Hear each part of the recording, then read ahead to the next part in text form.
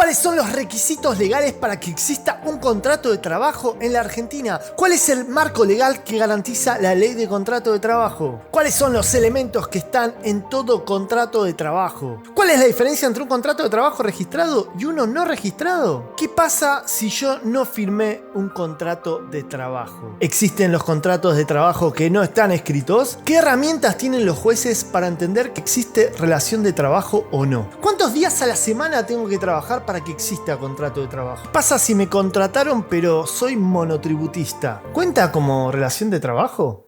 ¿No es esto lo que todos nos preguntamos en la vida? En el gran video de hoy vamos a seguir con la LCT comentada, la Ley de Contrato de Trabajo comentada argentina en video gratuita para vos. Y hoy vamos a ver para qué sirve el artículo 21 y 22 de la Ley de Contrato de Trabajo y mucho más. Primero te quiero aclarar algo, que existen dos mundos, dos universos dentro de lo que conocemos como el trabajo, o al menos me gusta enseñarlo así pues más claro. El mundo del trabajo autónomo, del trabajo independiente versus el mundo de trabajo bajo dependencia, de todos aquellos trabajadores que trabajan bajo la dependencia de un empleador. Y dentro de ese mundo de trabajo bajo dependencia están los trabajadores que están registrados y los que no están registrados, o los que están registrados de modo deficiente. Todo eso coexiste en este mundo, en este ordenamiento, en este capitalismo, en esta Argentina. Y hay un mundo de diferencia entre el que cobra aguinaldo y el que no cobra aguinaldo, y un montón de otras cosas más.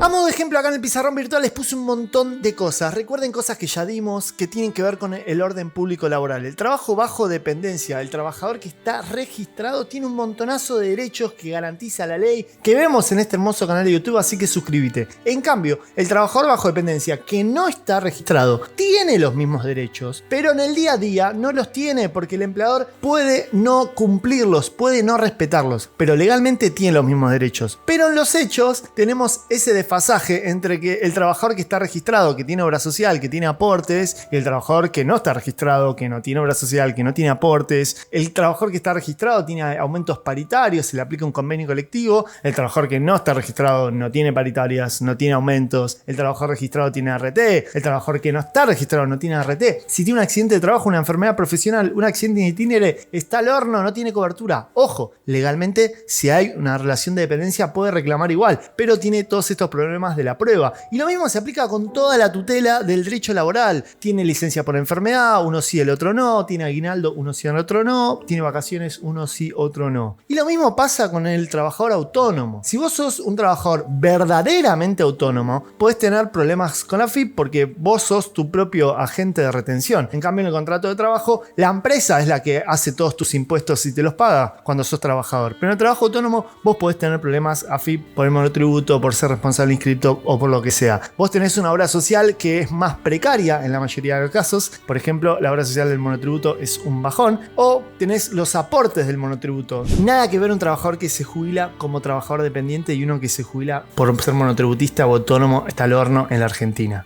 Lo mismo que dije antes, en principio el trabajador autónomo no tiene paritarias, no tiene ART, no tiene licencia, no tiene aguinaldo, no tiene vacaciones, no tiene indemnizaciones laborales. Pero, en este hermoso canal de YouTube ya vimos un montón de videos sobre el trabajo no registrado, en los términos de la 24013, sobre cómo probar el trabajo no registrado, la diferencia entre el monotributista y el falso monotributista y un montón de cosas que te recomiendo que después veas, que dejo en la descripción del video. Pero continuando con la mecánica y la idea de este video, lo que vamos a analizar es cuándo existe contrato de trabajo. O sea, yo empecé diciéndote, che, ojo, jurista, que en el mundo del derecho laboral, en el ordenamiento argentino, hay trabajadores autónomos, hay trabajadores bajo dependencia que pueden estar o no registrados. Pero, ¿qué dice la ley de contrato? La ley de contrato en el artículo 21 lo vamos a ir desmembrando parte por parte, pero leámoslo todos juntos. Dice, habrá contrato de trabajo, cualquiera sea su forma o denominación, siempre que una persona física se obligue a realizar actos, ejecutar obras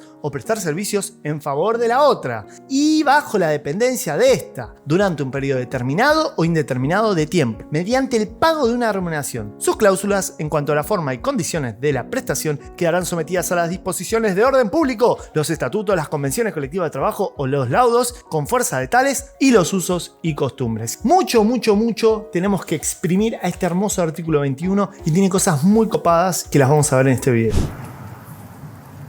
Empecemos a disecar este hermoso artículo. Al principio decía, habrá contrato de trabajo cualquiera sea su forma o denominación. Esto es muy importante. Este es el principio del contrato de trabajo que hace a la libertad de formas. Gracias a este artículo y a esta parte, entendemos que en el ordenamiento argentino no hace falta que esté escrito el contrato de trabajo. O sea, ¿se puede hacer un contrato por escrito? Sí. ¿Conviene en muchos casos? Sí, puede convenir en muchos casos. Por algunos puntos favorece al trabajador, otros puntos favorece a la empresa, porque se establecen ciertos derechos y obligaciones y quedan las cosas más claras.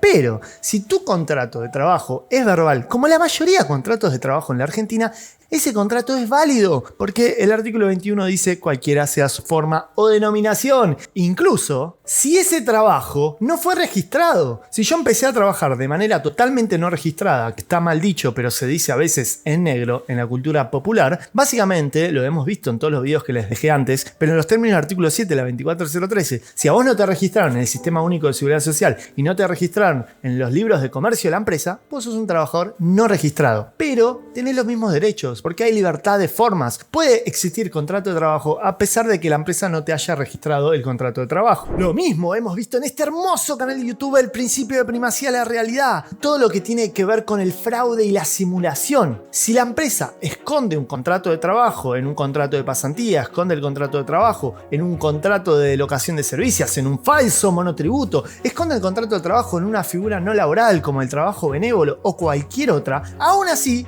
existe contrato de trabajo. No importa si está registrado con una figura no laboral o si hay un trabajador que no está registrado en el sistema de ANSES, de AFIP, de Seguridad Social, aún así existe el contrato de trabajo. Pero, lo que tenemos que establecer en este video es, pero entonces, ¿cuáles son las pautas para saber si existe o no contrato de trabajo?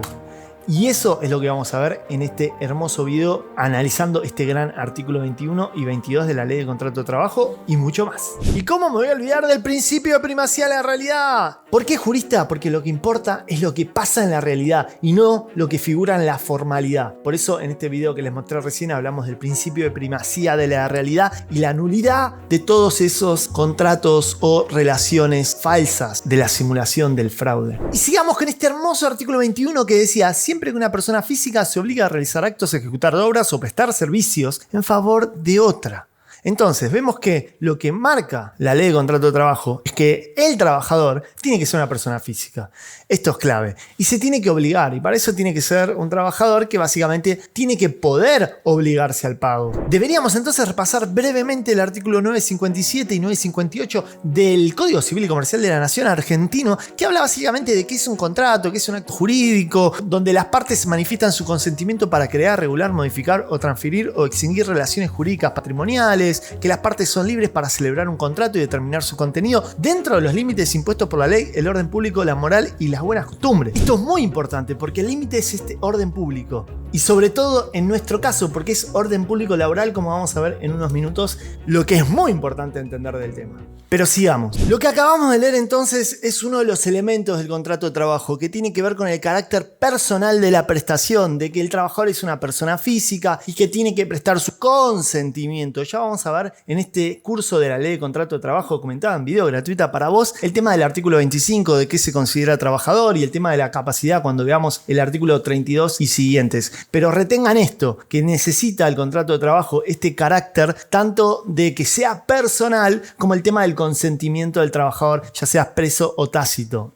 De las partes, el consentimiento de las partes. Y lo otro clave que decía este artículo es bajo la dependencia. O sea, yo me tengo que obligar a hacer estos actos, a ejecutar estas obras, a prestar este servicio, a hacer esa cosa que hago en favor del otro, pero tiene que haber una relación de dependencia. Si no existe esta relación de dependencia, puede haber simplemente un contrato de locación de servicios, un monotributo o cualquier otra figura no laboral. Para que exista esta figura laboral, tiene que haber relación de dependencia. Y esto es lo que vamos a tratar de explorar y definir a continuación. Entendiendo que este concepto de bajo dependencia funciona como una llave que te permite acceder a toda la tutela del derecho laboral. Porque si hay relación de dependencia, no importa cómo me registraste, no importa nada, se va a aplicar la ley de contrato de trabajo y todas las normas imperativas. Pero si no hay llave, no entramos. Y esto es una guerra de todo o nada. Todo lo que dijimos antes, vacaciones, aguinaldo, aportes, RT, indemnizaciones, aumentos por escala salarial, derechos de convenios colectivos, miles de años de conquista obrera o nada. Bueno, no sé si y nada, porque siempre hay derecho. Capaz no se aplicará el derecho laboral, pero puede haber derecho civil, derecho comercial, pero bueno, todo nada queda lindo. Dramáticamente hermoso, ¿no?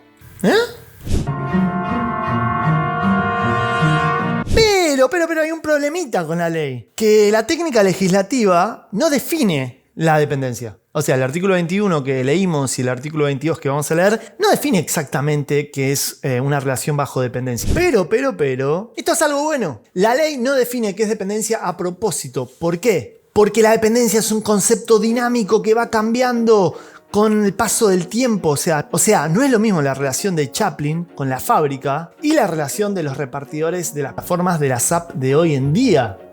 ¿O sí es lo mismo?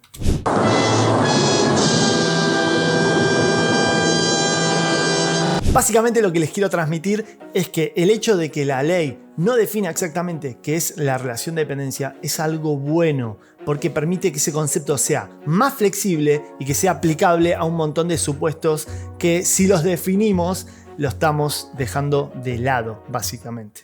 ¡No contaban con mi astucia! Que esto es una técnica legislativa que usa la ley en un montón de aspectos. Por ejemplo, cuando define qué es una injuria en los términos del artículo 242, que esto lo vimos en este hermoso video.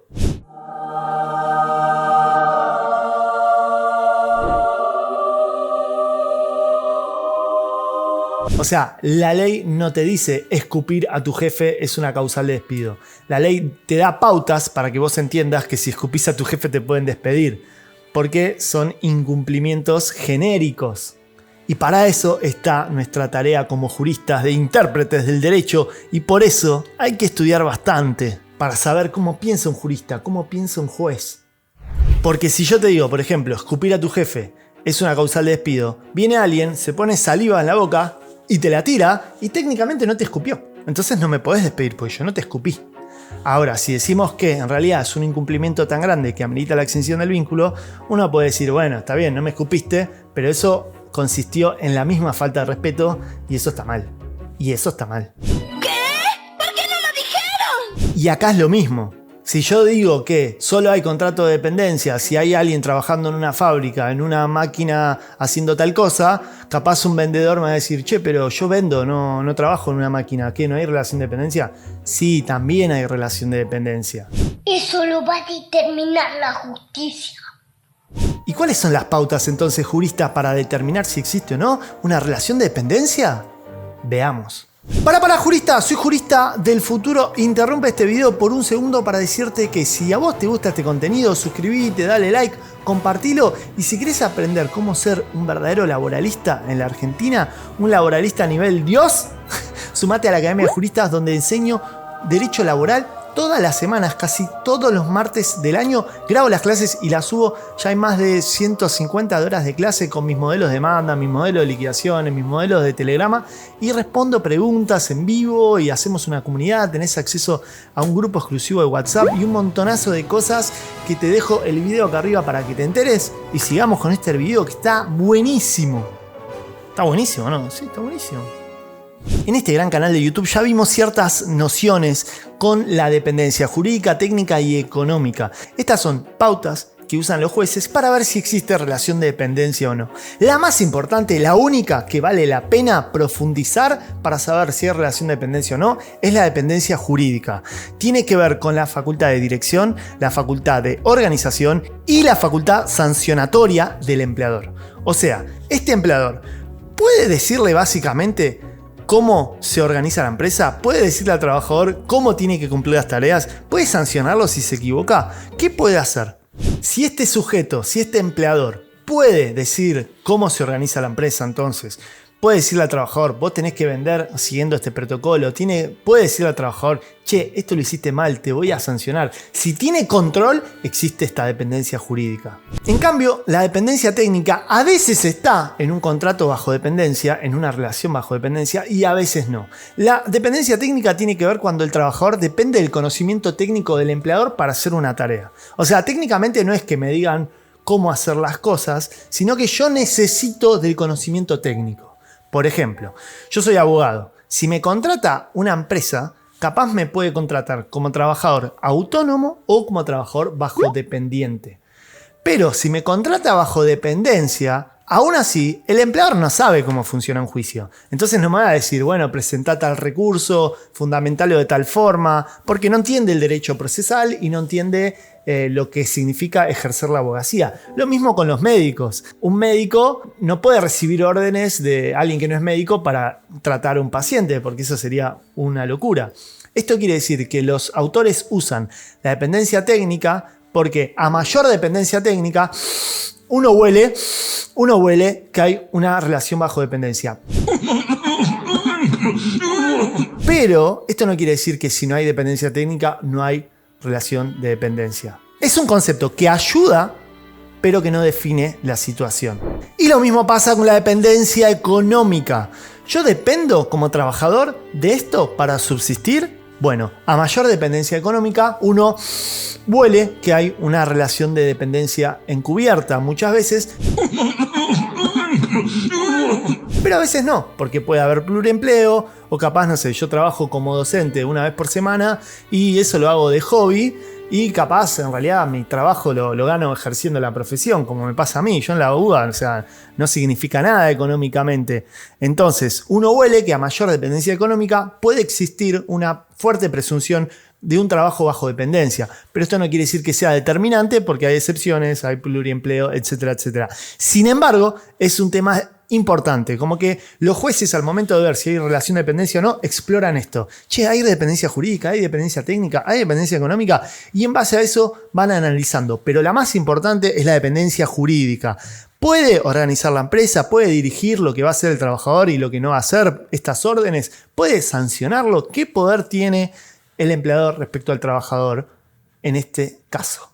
Y hablando de eso, les dejé un fallo de la Corte Suprema de Justicia de la Nación del 76, que básicamente decía, si existe la posibilidad para el empleador de dar órdenes de dirigir el trabajo, hay relación de dependencia. O sea, ni siquiera tiene que existir una orden, tiene que existir la posibilidad de que el otro tenga el poder de darte esas órdenes y eso crea esta dependencia jurídica y crea la existencia de una relación bajo dependencia. Recordando siempre que el trabajador es un sujeto de preferente tutela constitucional en los términos de Bisotti con AMSA, del artículo 14 bis, un montonazo de tratados humanos con jerarquía constitucional y, como vimos en este video, en caso de duda a favor del trabajador, el principio properario, que son cosas que vamos a tener que analizar, pero no se preocupen que lo vamos a ver más adelante y sobre todo en el próximo video cuando veamos el artículo 23, pero sigamos. Algo que ya vimos en este hermoso canal de YouTube tenía que ver con el artículo 5 y que definía más o menos qué se entiende como empresa y hablábamos que era que es una organización instrumental de medios personales, materiales e inmateriales ordenados bajo una dirección para logro de fines económicos o benéficos. O sea que todo esto, toda esta empresa está ordenada bajo una dirección.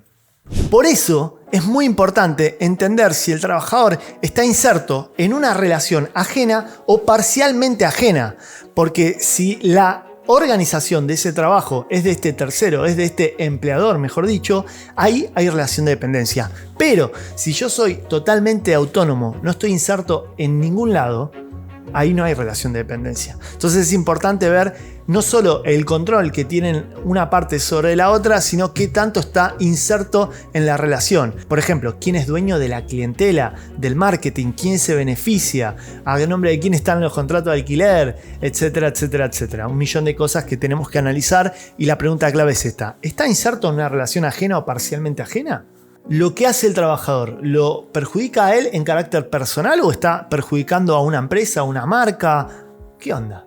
Recordando la importancia, ¿no? ¿Qué tanto control tiene el empleador respecto al trabajador? Ya sea control directo o indirecto, porque a veces el control se esconde en un contrato comercial y podemos oler el fraude, podemos oler que hay una relación bajo dependencia.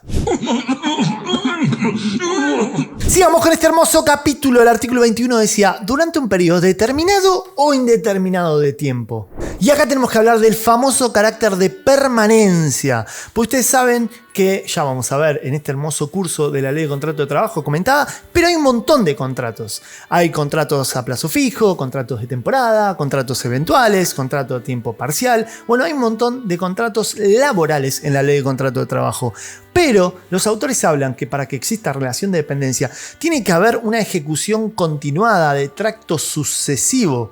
O sea que no es que trabajé un día y nada más, sino que se espera en el contrato de trabajo que haya un periodo determinado o indeterminado de tiempo por el cual tengo que trabajar.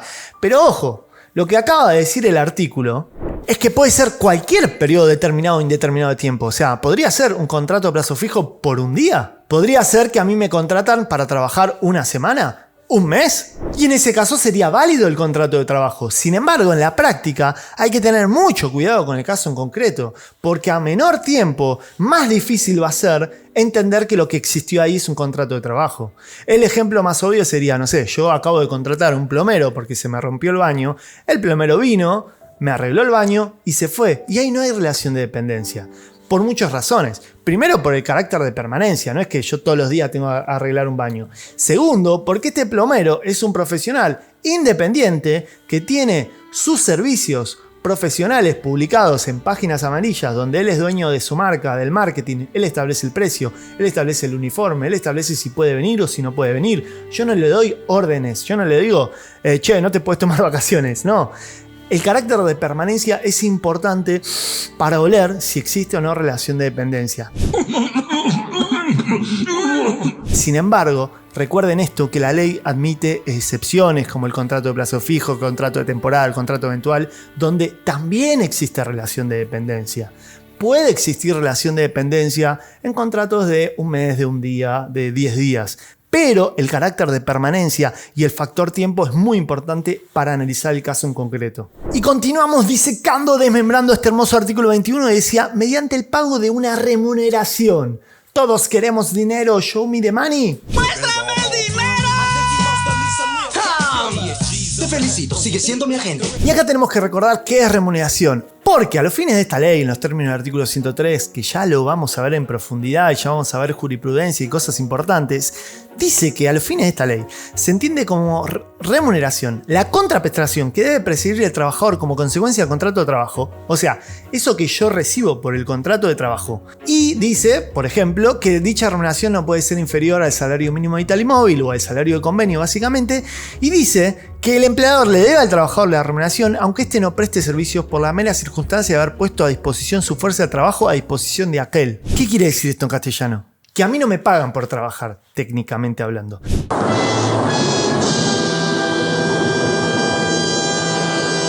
A mí la remuneración me la deben por ponerme a disposición del empleador. O sea, si viene mi jefe y me sienta en la computadora y me dice, jurista, tenés que atender el teléfono todo el día. Y yo de repente me pongo a trabajar. Al final de la jornada viene el empleador y me dice, ¿cuántas veces atendiste el teléfono? No, 2 veces nomás. Bueno, como pasaron 8 horas y solo trabajaste 10 minutos por 2 llamadas de teléfono, 5 minutos cada uno, solo te voy a pagar 10 minutos de tu día. ¿Qué? Nah, ni loco. Lo que dice el 103 entonces es que no, vos me tenés que pagar por ponerme a disposición y vos, empleador, tenés el deber de ocupación, tenés el deber de darme tareas y si vos no me las das, a mí no me importa, me tenés que pagar igual. Eso es muy importante la remuneración. Sobre todo sumémoslo con el artículo 115, que es que el trabajo no se presume gratuito, se presume oneroso, o sea que el pago de la remuneración es importante. Pero ojo, porque puede haber fraude o promesas incumplidas. ¿Qué me refiero con fraude o promesas incumplidas? Bueno, por ejemplo, me dicen, bueno, a fin de mes te voy a pagar y no me pagan. Y me dicen, bueno, no te preocupes, al fin del otro mes sí te vamos a pagar y no me pagan. Y yo estoy 2 meses trabajando sin que me paguen. Eso no quiere decir que no exista contrato de trabajo, porque había una promesa de pago. Lo que sí hay un límite muy finito con el trabajo benévolo. O sea, si yo trabajo para una causa, no sé, tipo Greenpeace o algo así, una causa social. O por ejemplo, mi novia tiene un emprendimiento de zapatos que vende zapatos y yo hago favores y de vez en cuando le llevo cosas al correo, pero ella no me paga por eso y yo lo hago de onda y lo hago muy de vez en cuando. Un juez puede entender que hay trabajo benévolo, que no hay trabajo bajo dependencia. ¿Por qué? Porque el factor económico es importante y acá no hay una promesa de cobro ni una expectativa de cobro de una remuneración, entonces uno puede decir, bueno, acá no hay contrato de trabajo. Pero ojo porque todo depende y puede haber fraudes y lo importante es el principio de primacía de la realidad, como vimos en este hermoso video del artículo 14. Y siguiendo con este hermoso artículo, el artículo termina diciendo sus cláusulas en cuanto a la forma y condiciones de la prestación quedarán sometidas a las disposiciones de orden público, los estatutos y los convenios colectivos o laudos con fuerza de tales y los usos y costumbres. Por eso en el pizarrón virtual les puse tanto lo que vimos en este curso, cuando vimos el artículo 7 y el artículo 13, donde hablamos de la importancia del orden público laboral. Porque esto significa en la práctica que todos los contenidos, todos los derechos y obligaciones que existan dentro de ese contrato de trabajo van a estar regulados por ley y no por la voluntad de las partes. En castellano, y resumiendo lo que dicen esos videos, es que si la empresa viene y te dice, bueno, yo te voy a pagar 2 pesos con 50, esa cláusula que dice te voy a pagar 2 pesos con 50 es nula y se reemplaza de pleno derecho por el salario mínimo legal, ya sea del convenio colectivo o del salario mínimo legal en general. Lo mismo si la empresa me quiere dar menos vacaciones o lo que sea. No puede darme menos del piso mínimo del orden público laboral que establece la ley. Pero jurista, ¿por qué el artículo 22 habla de la relación de trabajo? O sea, acabamos de leer el artículo 21 que habla del contrato de trabajo y en el artículo 22 me dice relación de trabajo. ¿Cuál es la relación con esto? No entiendo. Y dice, habrá relación de trabajo cuando una persona realice actos, ejecute obras o preste servicios a favor de la otra bajo la dependencia de esta en forma voluntaria y mediante el pago de una remuneración, cualquiera sea el acto que le dé origen. Me caigo y me levanto. Recién cuando leímos el contrato de trabajo dice, habrá contrato de trabajo siempre que una persona física se obligue. O sea, acá en el contrato de trabajo yo me estoy obligando a ejecutar estas obras, realizar actos, prestar servicios. En cambio, es una cuestión técnica, pero en el artículo 22, cuando hablamos de relación de trabajo, no es que yo me obligo a hacer tal cosa. Yo estoy ejecutando esa obra, yo estoy realizando ese acto o prestando ese servicio. O sea, puede ser que yo firme un contrato de trabajo, lo firme hoy por escrito para empezar a trabajar dentro de un mes. En ese caso, yo firmé un contrato de trabajo, pero todavía no hay relación, porque la relación va a empezar el día que yo empiece a trabajar. Y vos me dirás, pero ¿por qué diferenciar esto? ¿Para qué sirve diferenciar esto, jurista? ¿No es esto lo que todos nos preguntamos en la vida? La idea es que ningún empleador se haga el piola y diga, no, la verdad, acá no había contrato de trabajo, acá había una relación que vos trabajaste, pero no hubo consentimiento, no hubo autorización y que no se laven las manos.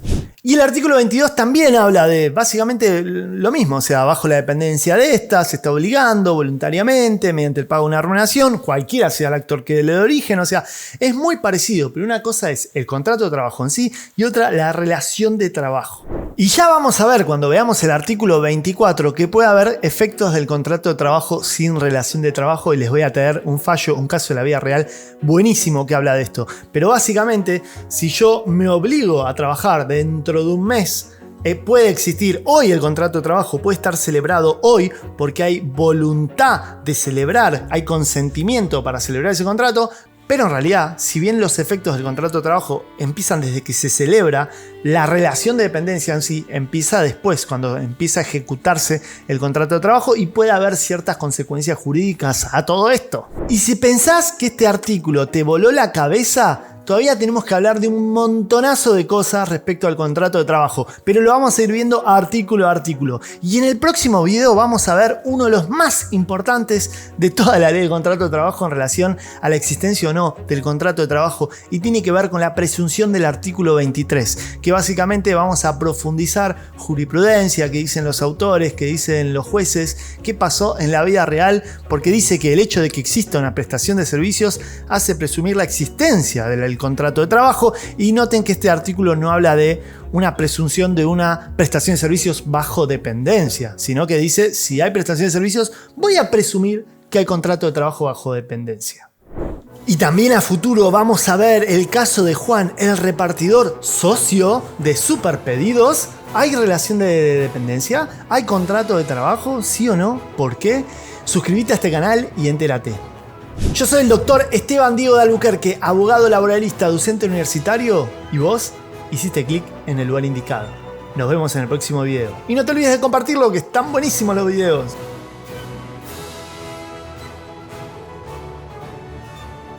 ¿Dónde está mi elefante?